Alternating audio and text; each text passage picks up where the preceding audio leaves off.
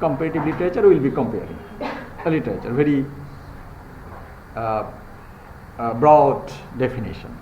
But Schall said that let us calculate the influence of thought upon thought, thought upon thought. It means that whenever, if you are a critic, if you are a writer, if you are a painter, if you are an artist, whatever may be, your creative inspiration will be inspired by an influence, or just like a spontaneous overflow of mind. That means you will be inspired with some thought, thinking, or ideology. Some artist will be painting their art, and there he will always be showing the happiest moment of the people. Some artist will be painting the sadness of human civilization. Some artist will be painting on the nature. Okay, so why did that artist started painting nature? There was a thought behind his creation. In the same way, if you write a piece of literature in pessimistic perspectives, some thought inspired you, some thinking inspired you, some influences influenced you. So Schall said that we have to calculate the influence of thought upon thought. The manner in which people are mutually changed. If you are inspired, naturally the spontaneous overflow of mind. The writer, naturally they go somewhere else. Why they go somewhere else? Because in isolation they had been getting signal in isolation, and they will be inspired in something else, and they will be writing a novel, poem, or something else. So some influence of thought is the behind story of every creation.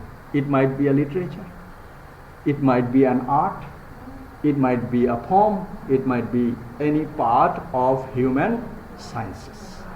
That Schall mentioned that we have to calculate the influence of thought upon thought. So people will mutually be changed when he or she will be inspired with an thought. We can give that thought definition in a different way. If anybody is influenced by an ideology, then based on that ideology the writer will be writing. Have you got the point? আপনি যাই লেখেন না কেন, আপনি যদি একজন creative writer হন, আপনি যা ছবি আঁকেন না কেন, আপনি যদি একটা আর্টিস্ট হন, প্রত্যেক ক্রিয়েটিভ ক্রিয়েশনের পিছনে একটা ইনফ্লুয়েন্স থাকে, এবং সেই ইনফ্লুয়েন্সটা এখানে বলা হচ্ছে thought. That might be ideology, that might be the ideology of civilization, that might be something else that he will be inspired. Schall mentioned that in every case we have to calculate the thought process, that which thought or which ideology influence what literature. So we had been discussing the structure of comparative literature. একটা লিটারেচারের সাথে আরেকটা লিটারেচারের কোনভাবে compare করা যায়, either thematically or stylistically. Okay, Homer's Iliad and Ulysses. Okay, so one epic, another epic, one drama, another drama. So we before this class we had the idea that we can compare literature in two ways, thematically and also stylistically, and for the cause of time being. But this Schall definition that we have to think about the influence of thought. You have written a poem, and that poem, who inspired that thought? Most probably you have got or you have read a similar kind of poem in from another country or another literature that he wanted to mention indirectly. Who? Schall. So for such kind of ideology and thought, some writers' mentality will mutually be changed, and what else of them was given, and what else of them have received. Okay, so Voltaire and Rousseau, these two men, They come up with a slogan, only 3 words in their slogan: equality, fraternity and liberty. With these 2 words, what is the historical background? At that time, Louis XIV was the king, and the king had been enjoying tremendous happiness. But on the contrary, the general people, they are not getting food, they are not getting proper shelter, and they didn't have the freedom of their speech. So these 2 men, Voltaire and Rousseau, they came up with that 3 words: equality, liberty and fraternity. With that 3 words, everybody was inspired, and with that equality, fraternity and liberty, got a great sense in civilization that is called Romanticism. Bastille Fort was demolished and everybody come over. So with that simple 3 words, equality and fraternity and liberty, everywhere in this world, every people started writing on the basis of equality, fraternity and liberty. Writers started to write poems based on the same theme: equality, fraternity and liberty. So in such a way, one ideology, one piece of literature, one creation can influence other writer, and also it can influence the whole civilizations. Schall wanted to mention that we have to identify that kind of influence in literature.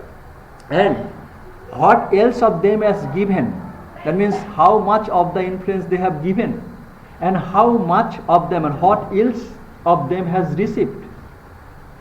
So Voltaire and Rousseau said that equality, fraternity and liberty, they said 3 core words. So how much or how many words you have taken? You can take equality, and on the basis of equality you can write something. On the basis of fraternity you can write something. So what else that is given and what else of them was received? So let us calculate the effect of the perpetual exchange upon the individual nationalities. So one ideology can influence another national or nationalities. Okay. In the same way, vice versa. Some nations' attitude, we know that Japanese are very much hospitable. So their hospitality can influence other nations, and they can also, and other European countries, they might be so much in other perspectives. So their perspectives can also influence the other nation. So that is Schall comment that we have to think about the influence of thought upon thought. How many influence was created by an ideology, and how many of the influence was taken by the writer or by other literary piece. Okay. For example, we have given the example of Japan, that they are hospitable. Okay. We Bengalis are also hospitable, isn't it? So that can be the influence for the other nation. The spirit of the northern part of France. So who said that Schall is a French critic? He talked about the thing of influence of thought.